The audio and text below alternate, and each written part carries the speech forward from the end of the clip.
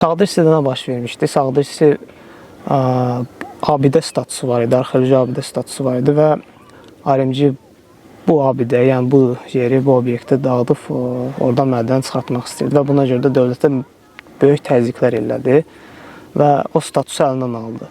Təbii ki, bunun özü böyük bir aksiyalara, ictimai reaksiyalara səbəb oldu aktivistlər tərəfindən və şirkət heç geri durmadı.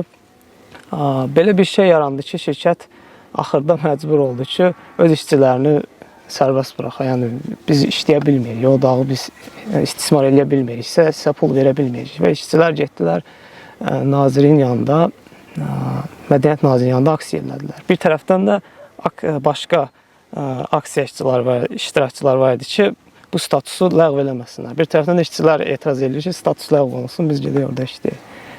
Amma məsələ o idi ki, o aksiya iştirakçıları hansı ki, imkan vermirdilər ki, etiraz edirlər ki, ayrımcı o dağı uçurmasın. Yəni, onlar burada yaşamıyordilər. Burada o sosial problemləri bilmirdilər, burada çətinliklər bilmirdilər. Amma işçilər üçün, işçilər təbii ki, düşünmürdü ki, bu dağın belə bir əhəmiyyəti var.